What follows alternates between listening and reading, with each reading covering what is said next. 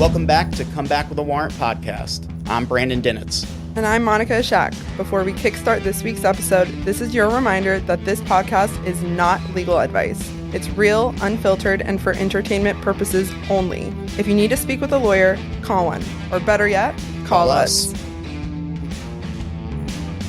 Welcome back. Today, we're talking about something every lawyer has felt, and that's, honestly, I think the judge's energy from the bench. That's what I would describe it as. Okay. But I think that's something that we also have knowledge about going into the courtroom when we get calls, because I think there's patterns that are shown from the bench, and there are things that just as defense attorneys and prosecutors, we end up recognizing certain patterns and moving accordingly.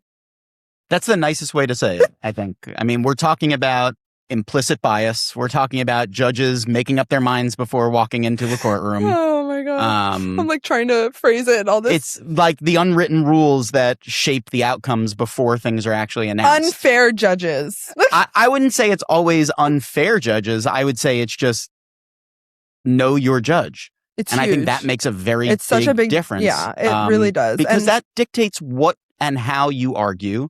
And it also lets you advise your client before going in, hey, look, we got a tough judge. And this is not a judge that is very defense friendly. And this is a judge that may know more about your case before we walk in that courtroom than you think. And that's really important to know, because you have to know how to play the game. And if you are doing this long enough and you practice in front of these judges long enough, you understand how each judge acts, what their quirks are, the things that you don't say in front of this judge, the things you do say in front of this judge. And that goes a long way for advocating for your client. And I think that's when you are a person looking to hire a lawyer, one of the questions that you should be asking is about their familiarity with the judges. I was just going to say that, because sometimes I find that this happens a lot when clients want to switch over counsel in the middle of their case.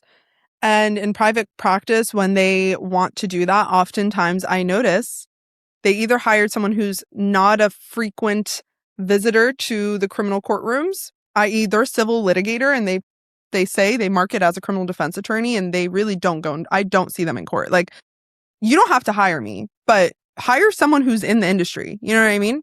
Hire someone that spends the time in court and puts the time in court in the jurisdiction that your case is in. Exactly. Yeah. And then the second thing is that they're not even in the jurisdiction. That's what I was going to say. Like, right. They'll be like a Broward attorney or a Miami attorney, which it's not necessarily a bad thing, but they're not here every day. They're not in Palm Beach County every day. And if they're not connected to someone in Palm Beach County, they're probably not asking about who these judges are. And I think there are some frequent visitors from Broward County, so I don't want to make a blanket statement.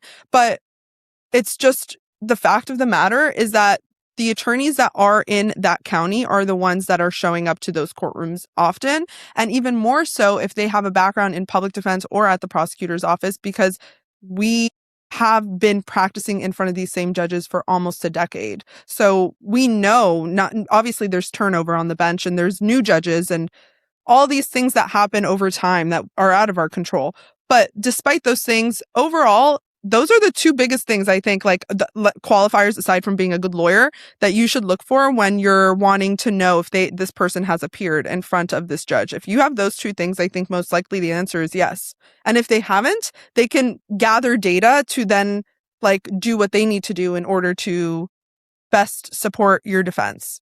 Absolutely. When I practice out of county, I am always calling friends of mine that predominantly practice in those counties. The one that's in my head right now is in Port St. Lucie. When I go up there for court, I speak with a few different lawyers that I know that spend the majority of their time up there, and I ask them everything about the judges and the prosecutors up there. Yeah. Because I want to know everything from the leniency of the judge to the things that I shouldn't argue. There are certain judges that if you make an argument, for example, there's a judge in Port St. Lucie that I was told, don't ever argue that, one of the for leniency on a DUI that your client has kids and that they have a family and that they need to be out of custody to support the family, because this judge takes umbrage to that and will right away say, well, why weren't they thinking about their kids when they were driving and committing the DUI? So it's so important to know your judge and know what not to say in front of your judge,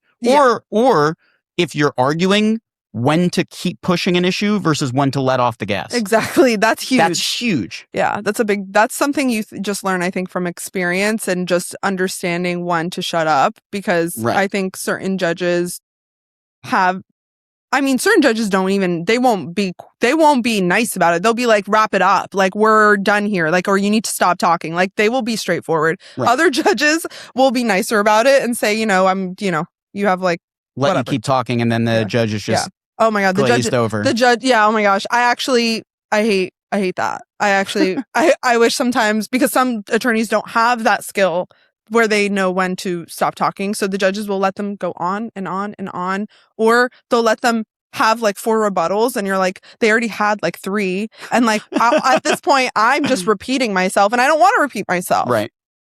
Oh my gosh. Right. But those are not really biases. That's just kind of like behaviors, I guess. But there are so many things where, in your example, when you were saying like, oh, the whole family situation at bond hearings, there was this one judge that I used to present bond hearing. I used to do bond hearings in front of routinely as a PD, and she would not care about certain things, like saying that you had a family and a job. She's like, we all have families and jobs. And it's like, that's the basic requirement of living. You know what I mean? Like, that's not, but sometimes that's all I had to argue for my clients. Yeah. So I was like trying to, find something that I can say that was, good on their behalf. But there are certain things, and we said this in the episode for the diversion episode, where certain judges will just have like blanket policies or blanket things about how they maneuver in their courtroom, and it reflects a bias, because it's like, okay, if you're routinely not accepting pleas on a certain type of charge or a certain type of plea, that's showing that you're not really being fair to this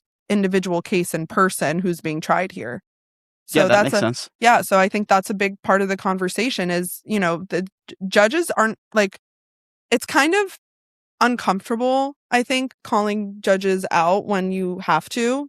And that's also another part of, that's being experienced enough to know that know that you're right before you do that. Because there's times where if a judge, judges are humans, if a judge makes a mistake about specific statute, or if a way that a case needs to be handled, or the law on a certain case, being the one that steps in to correct the judge or to explain, well, no, judge, that's not exactly the way that it is, or judge, under this, that is a necessary thing that you sometimes have to do, but it is very uncomfortable to correct a judge or to assert that you know something better than a judge does.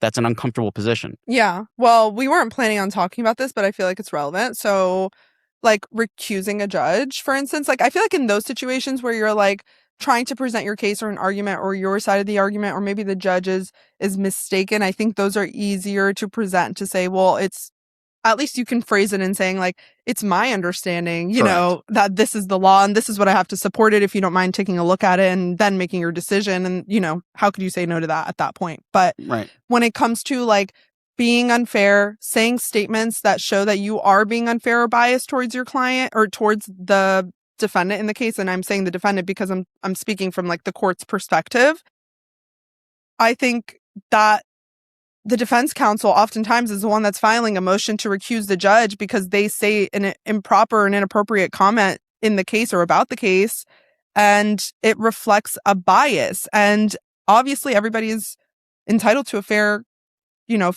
proceeding, a fair judge, and somebody who's going to be able to look at their case objectively. So once a statement like that is made, there's, a time frame that this issue has to be raised. The case is put on pause. It goes to the appellate court. And then, actually it goes first to the judge that is being accused of being biased. And they have to say, yeah, I was being biased. No, they never do that. They say, I wasn't being biased, and they usually deny the order, and then it goes to the appellate court, and the appellate court actually reviews it and writes something to explain whatever. And sometimes it's granted, sometimes it's not. But that is also kind of like the only legal remedy for people who are tried in criminal cases to be able to get a new judge, because the only way is to show that they were being inappropriately unfair, I should say. Like, they have to really say something, because they could be unfair and we could all know they're unfair, but they're not saying anything. Because we can look and see that if they have a preconceived notion that we think that that's unfair. I mean, judges see so many cases and develop, patterns over time, or they see a certain type of case and they automatically think a certain way about that type of case. Right. And that goes for judges that are seeing really serious things. Judges see, okay, I have a DUI manslaughter in front of me. They have a thought about it already. Yeah. And that's part of that is human. It can get to a point where it crosses a line, like you're saying, and then that's when you try to move to have a judge recused. Yeah, because all these instances and patterns that you raise, you can't raise these patterns in a motion for recusal. Right. Like, these are things that these patterns that we're talking about, where it's like we all know something that is like, I don't, it sounds like so dramatic, but like we all know that this judge is not the best with certain charges, let's say. Right. Those are judges tougher on certain things than other judges. Yeah. We know that happens, right? Or that this judge is going to give at first appearances. Like, we talked about this. This judge is going to give a lecture to the defendant on domestic violence and all these things. Like, there's a bunch of judges that come to my head about just like we've talked about that. Yeah, and that's the first indication of whether or not there's potential red flags with a judge is going to come up at a bond hearing, at that first initial appearance, where the judge is looking at the probable cause affidavit and making a decision about whether or not to give a bond and what amount. You can automatically get a sense then how things are going to go, at least at that stage, because that judge is going to make comments about what their thoughts are on the case. And oftentimes that's where you get the dismissive tone to your position or to your client, or a lecture to your client on what they did or what they didn't do, or what they should or shouldn't do moving forward. And they take strong positions at that point. Yeah. And you can see that right away from the first bond hearing from certain judges. And almost always the judge that is at first appearance is not the judge that's going to be presiding over the case. But that first judge is the first step of getting your client out of custody. So that judge's opinion does make a very big difference and matters. And also, when you get to the point where the case is in front of the judge that it's normally going to be in front of, that judge is going to, at times, potentially look back to what that first judge did and say, okay, well, why did they set the bond so high? Why did they act the way they did or set certain conditions the way they set them? And some of that is because that judge had some sort of preconceived notion about the client or about the case that they're involved in. Yeah. And I think that also there's just like, obviously we just know these judges as like a judge, but we don't know their personal background. We don't know what they were personally exposed to and like things like that. And I'm sure that comes into play somehow, we just don't know. Sure. So those are also like kind of like an added thing, but that's so true because judges oftentimes do, whenever you raise a bond hearing issue later down the line in front of the actual assigned judge, they do oftentimes look back and see like who was at first appearance, if somebody was there and testified, if some on behalf of them, or, what was presented at first appearance that's different than what's being raised now, and why should I change their bond? Unless obviously that's being answered in the motion itself when it's being raised. But otherwise, yeah, they're wanting to try to, I guess in a sense, when they do that, they're trying to stay uniform and consistent, but they're not taking into account when they're looking back that maybe that first appearance judge wasn't fair. You know what I mean? Like, that's not a thought that goes through their mind, I don't think. Probably not. Because they, I'm sure, think they're being fair. They, in their minds, think they're doing the best they can do. So, And they don't also see, based on just looking at what the bond was that was set or who testified, what type of offhand comments that the judge made while they're on the bench. No, because it's not reflected in the docket, and they're not going to pull the recording to listen to hear what the judge said. And even then, is this other judge really going to, like, if, let's say they had it easily accessible, because they don't have that where they can just like whip it out and listen to it. They have to order it, and they're not going to do that. But let's say they do and they listen to it. Are they really going to be like, that judge was a little unreasonable with that? They're not going to do that. No. So I just think that this is like a really big topic to discuss, especially because sometimes I also noticed when I transitioned into private practice that certain attorneys, I don't do this, but certain attorneys in private practice charge according to which judge division you're assigned to, because if it's a tough judge, it's going to be more expensive for that firm to take on that case because it's just going to be more of a headache to deal with. I've never ever done that. I've definitely looked up and seen who the judge is that's going to be handling the case. So that way I can give feedback about accordingly what I know from my experience that judge does, or how strict or how tough they are. I mean, there are certain judges that you walk into the courtroom and they have reviewed the probable cause affidavit for every single case and know basically the facts of the case as well, or not, if not better than you do. And that can be a very uncomfortable situation because they have certainly made up their mind about the case at that point. And I don't think that's always proper. Usually you know this when you're presenting your argument and they're like, well, didn't they do this? And you're like, right. And it's like, oh, you read page 7 of the report. So yes, Judge, you know that as well. You're like, no. Yeah. But that's why, I mean, sometimes we're not making arguments knowing that the judge is going to say yes. Sometimes we have to make arguments because we're preserving the record for appeal, or to protect the client long term, or to just create a clear record for ourselves moving on. Because, not every argument is meant to win. Some arguments are just meant to survive. Yeah. And that's a big deal. Yeah.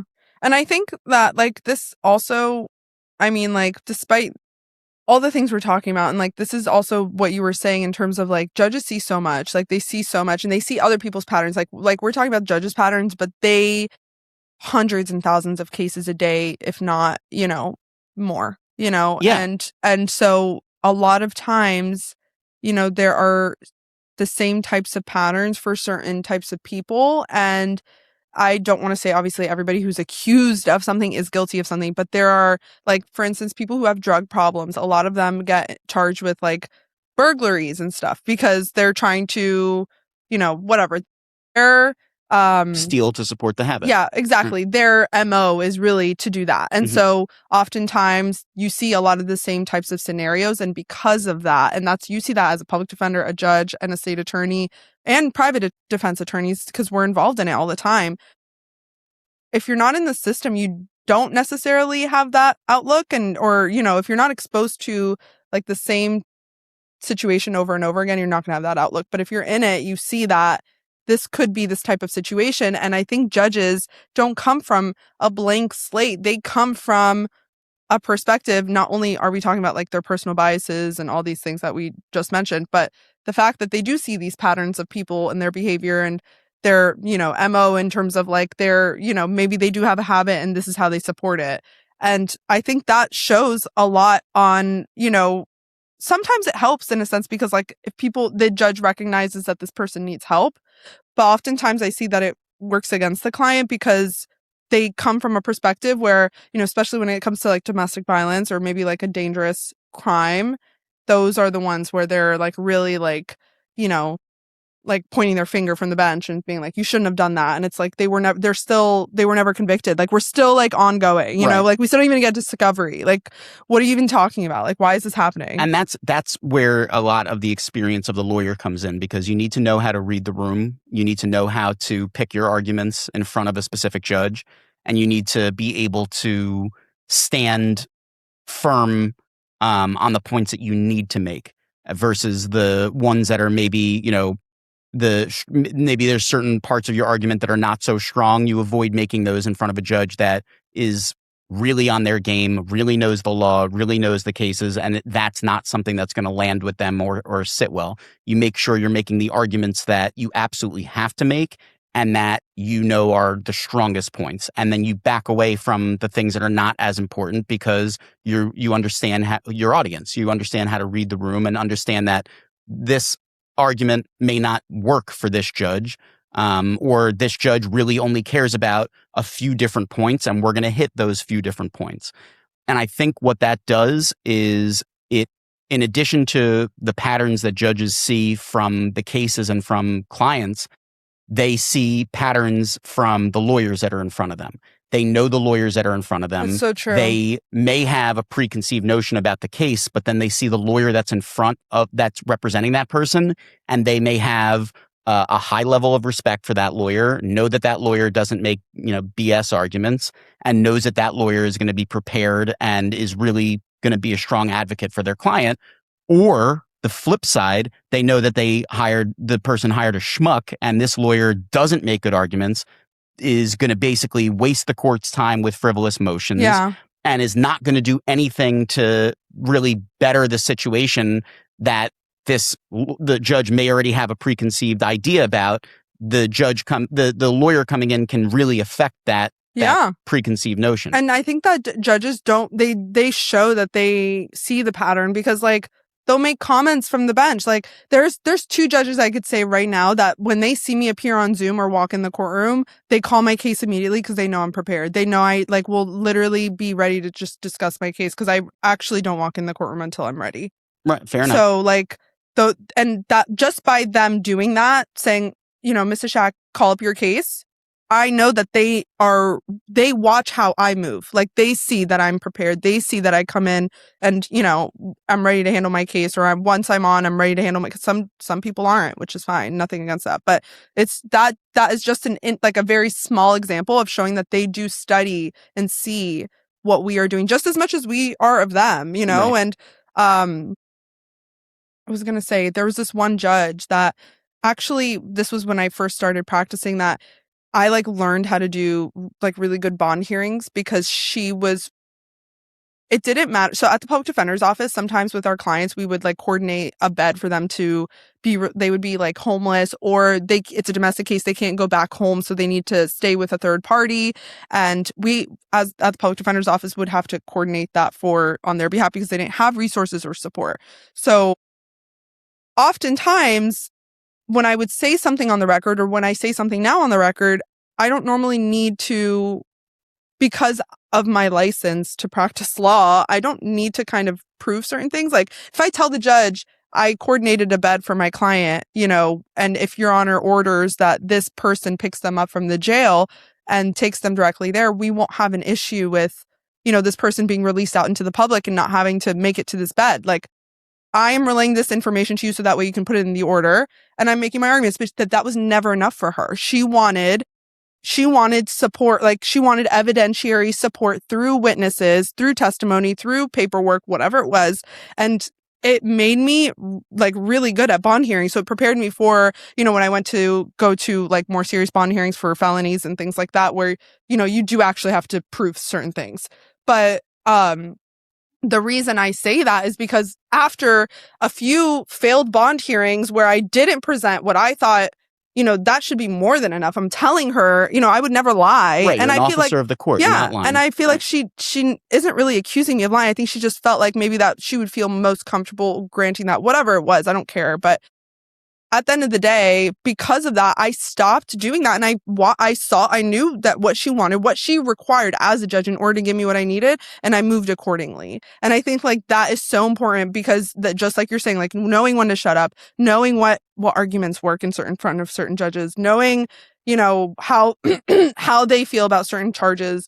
It's all important, because if you don't know that, you're not going to present well in front of this judge. You're not going to lawyer well. You're not going to present your client effectively. And all of those things are very important, Yeah, and let's stay on the line of presentation, because presenting in front of a judge the right way is really important, and there are ways to present the wrong way, and that is certainly something I can imagine you saw as a public defender, where you have clients coming into court, dressed in flip-flops, shorts, and a t-shirt, and they're in front of a judge on a relatively serious matter, and a judge is looking at them and the way that they're presenting themselves and just thinking, this person's not taking things very seriously, and they don't have their shit together. On the flip side, you could be as a private attorney, you could have a client that's dressed up too far and is too fancy or is too flashy or is, got the gold Rolex on and got the, and look even worse. Yeah. There's part of the presentation for us when we go before judges. I tell my clients to dress appropriately before going in front of a judge, to leave certain, things at home, leave the flashier clothing at home, but dress appropriately, because I can't count the number of times that I've heard a judge say towards the end of a case, oh, Mr. Dinetz, your client has always been here. He's always been dressed appropriately. He's always been respectful to the court. He's always paying attention. And, I'm taking that into account when I have discretion to do anything in this case. And that's important. Yeah. It's just so unfortunate because like there's so many different things that are going in my head right now. And I'm like, oh, like, yes and no, but it goes the other way because they do make comments about like first of all, people walking to court with like hats and beanies and things like that. That should not be a thing. Like Correct. Nothing on your head. But besides that, that's a side note. If you're dressed like people with their guts out, like your stomach is out, like what are you doing? Yeah. And I on. get it. There are people that who don't have you don't have no resources, money. you I don't get have it. Like, but they're still like everybody's got stuff that they could put on that make it a little bit more presentable. The public defender's office literally has a closet filled. Obviously, it's not ideal, but you can find something appropriate for court. It won't fit you perfectly, but that the judges know that. You know what I mean? And that I think even the effort just matters because it shows you're taking how it serious. You're taking it, because if you're showing up with your stomach out and flip flops, reeking of weed. I've had a judge call me up to the bench and say, your client reeks of weed. I don't want this to happen again. And I got, like, I heard it. She was like, basically, don't let this happen again. Obviously, I'm like, I feel like the whole courtroom smells like weed. I don't think it's my client, but okay. It's a total lack of respect to the court. But also. yeah. Like, you got to take it seriously. Yeah, you're there for a criminal charge. Like, be respectful. Yeah. I mean, there's people that wear, we've discussed this, like someone wearing a t-shirt, like going up to a judge, like only God can judge me, or like, or something about smoking weed, or like, don't do that. Yeah. This is clearly a serious situation, like that you're in court, you've been charged with a crime. Ultimately, you need this judge at the end of the day, because the judge is going to have to accept whatever type of resolution you're putting forward, or the judge may be the one that's making the decision about the type of resolution. So you want them to think as highly about you as possible, because the paperwork that they've seen thus far about your case doesn't make you look good. Yeah, I feel like a lot of times people like are making comments on our videos about, like, I don't know, just kind of our perspective about things. And I'm bringing this up because I'm like, this is really actually advice to best pose you in the best position for your criminal case. Not because we want to like kiss ass with law enforcement, the state, and the judge. Like, I don't care to do that. No, that's not what the point is. But the point, you have to play the game, and there's also a level of respect that is required. Yeah, like I'm not interested if there's a client that's like, I want, like, I guess for me, like, I'm willing to be a fighter for you and all those things. Like, that is actually why I do what I do. But if you are wanting me to be disrespectful to the court or my colleagues, find a different lawyer. Yeah, that's not how I do it. It's not happening. You gain so much more being respectful to all of those people. And ultimately, with all due respect to that one client, they are just one client. They are just one case. I'm going to have a ton of cases in front of all of these judges, all of these prosecutors, and a lot of times with the same police officers, that it's not a matter of me buddying up to or being on their side. It's a matter of having a respectful relationship that ultimately, when I need to argue something and my credibility matters, I've developed that credibility because I've been a real human being with these people. Yeah. I'm not, if you're a lawyer that's always negative to the prosecutor, to the judges, to the police, you're not going to get things that you need when you need them.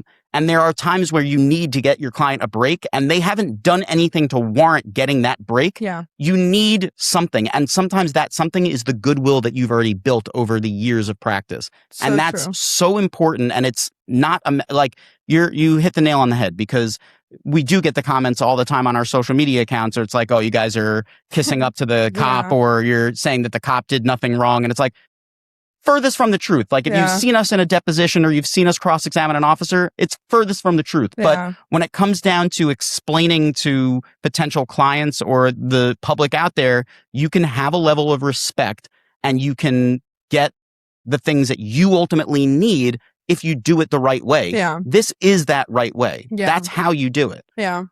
But speaking of like what we were talking about in terms of like people presenting in front of the judge with appearance, what came in my mind, because we were talking about like social media kind of, I did post this video of this judge that was like being very rude to this person who was wearing just like a t-shirt to court. And I was like, okay, like I've seen so much worse. And maybe that's why my perspective was a little like, that's a little dramatic. But the judge really was like, don't come back into my courtroom dressed like this. Like, I'm going to hold you in contempt, because they were wearing a t-shirt and not like dressed like in a suit, which I was like, that's like really, really. But I mean, look, there's a level of respect that I get it. If you have no money, you have no resources, you're homeless, like you have no other clothes, you have no other clothes. That it is what it is.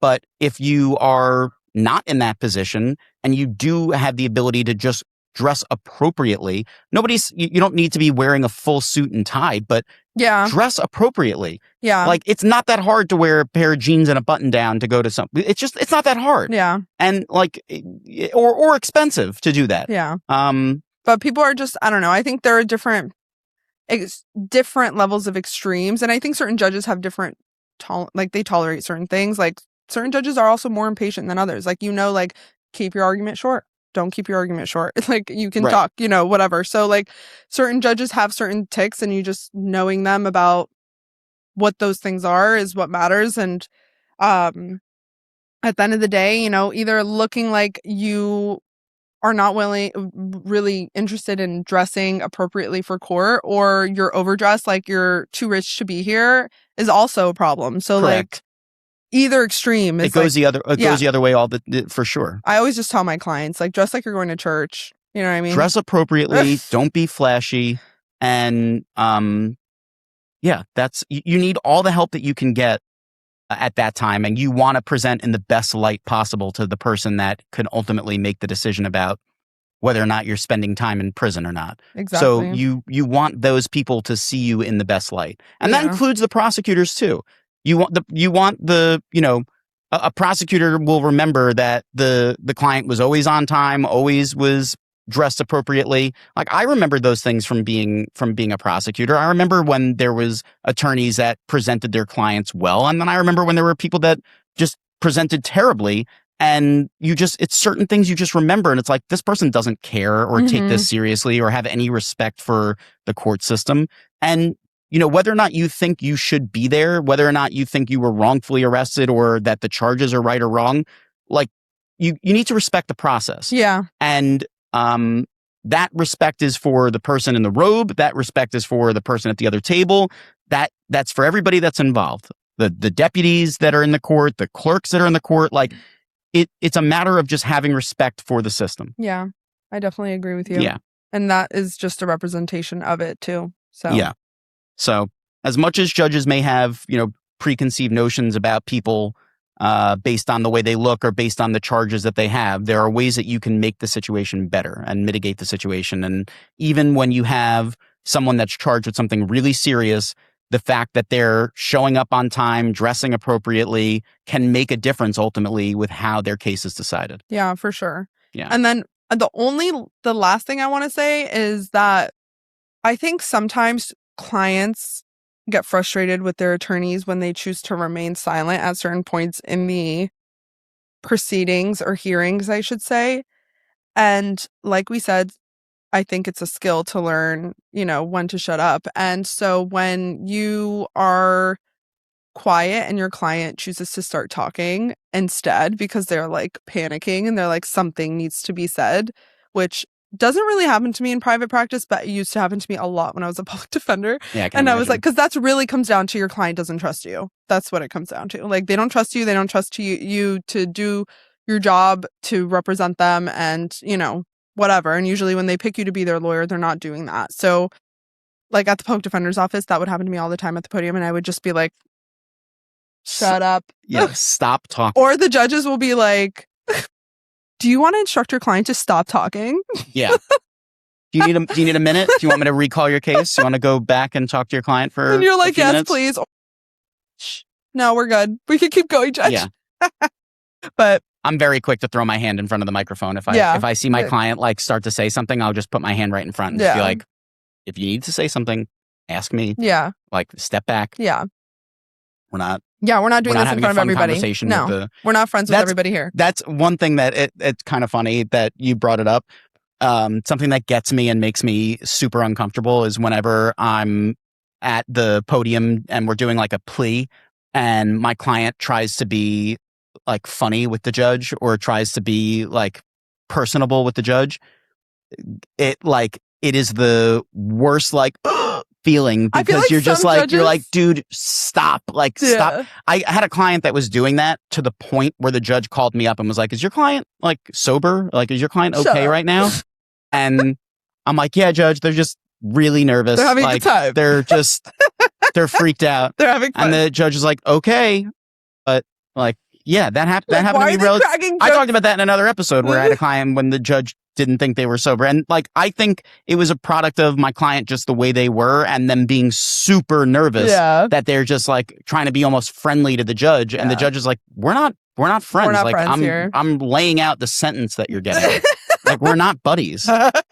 And that's, that makes me super uncomfortable when I'm up at the podium and that happens. That literally gives and that me happens. anxiety. That happens just thinking about sometimes, but it's just like, you're just like, dude, no. Yeah. Like, I'll coach my clients before we go up to the podium and just say, unless it's absolutely necessary for you to say something, like the judge is asking you a direct question, That's like what your name is or something, like, don't say anything. That is literally exactly what I say before we go into court. That's the pep talk our clients get.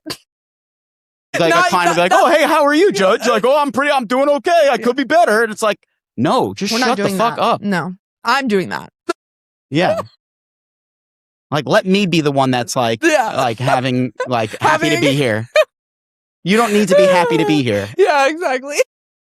This is not your moment. This moment could last 5 minutes with the right judge and we can be in and out of here and like, that's it. Yeah, because they really could say something to fuck it over. Oh, yeah. Like, oh, yeah. We're trying to get in and out.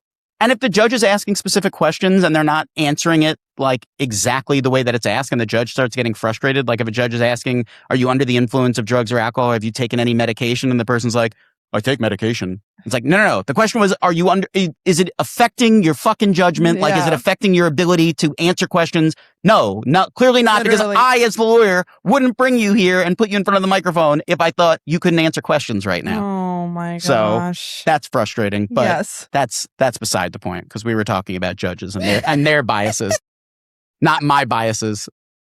No, this is just like, this is funny. It's true. Just like, this is literally the woes of. Actually, this is not the woes of defense. There's bigger woes of defense. Yeah. But one thing we didn't talk about was the trial tax, which is something that I haven't experienced in years, but I did experience it when I was prosecutor at the very beginning. Trial tax is an unspoken, really illegal term. A trial tax is where a judge makes a harsher or gives a harsher punishment than they ordinarily would give solely for the fact that the person decided to go to trial. Like the judge is basically saying, you've wasted all of our time by making this case go to trial. I'm going to increase your punishment. And it is not allowed at all. And a judge certainly can't say they're doing it, but it does happen where there are certain judges, and I've never seen this in a felony situation. I've seen this in a misdemeanor court before, where a judge basically gave what felt like a very heavy-handed sentence, and it was only because they went to trial. It had nothing to do with what the actual underlying. I felt that way about our first trial. That you felt my first trial, I should say, that the judge was giving out a trial tax. You were not asking for jail. I was not asking for jail. I don't even think you asked for a conviction. I think you asked for probation. I think it was probation. I don't remember, but yeah. And I know I didn't ask for jail. I know for a fact you did, and my client got jail. And I was like, that did not warrant, even if my client is the most guilty of this charge, that I did not think she deserved jail. So I was just like, that is definitely trial tax. But it was my first trial in front of him, first trial ever. So I couldn't tell. But you usually can tell from the patterns, because you can see like, okay, they normally give probation for these types of charges. Right. And then you go to trial and then you lose and then you get jail. And you're like, that's a little... It's a little bit of a jump from what they normally would considering sentence. This person has no criminal history, Right. let's say, so like things like that. I think it depends on the judge. I don't think all judges give trial tax. No, I don't think so. And I think most judges don't. I agree. And I think that if it feels like a trial tax, I ask myself what new information they got throughout the trial, because I really hope that's not the case. You know what I mean? Because there's no way to prove that someone was trial taxed unless it's like... No, and the only way for them to justify such a harsh sentence is that they found something out during the trial that made them sentence that way. Exactly. That's the only justification for doing that. Exactly. And oftentimes that does happen because, the judge was familiar with the probable cause affidavit, but they weren't familiar with all of the things that came out during trial, the testimony from the witnesses, the impact it had on certain witnesses. I mean, they aren't privy to that. But you can get a sense if it's not that serious of a case and the outcome is far worse really than what the prosecutor was asking for, you can get a sense that there may be some bit of a trial tax. Exactly. There. I'm not going to say in that first one there was, because I don't remember well enough, but I know in that case, I never asked for jail and that person got jail. And they probably, I think the justification from the judge at that point was that things could have gotten so much more serious than they did, but that's not really enough to justify how strong the punishment was. I get what you're, what I mean? What you're saying. Yeah, like considering the facts, and I think it would probably be easier for people to understand what we're talking about if they knew the facts, but it is what it is. Yeah, but that's neither here nor there. Yeah. So all that to say, if you liked listening, make sure you like, comment, and subscribe to our newsletter. We're on all social media platforms. Come back with a warrant.pod. Leave us a 5-star review on Spotify and Apple Podcasts. And if you didn't like listening to us, come back with a warrant. Oh, and buy our merch. Merch is live. Buy it. Buy it.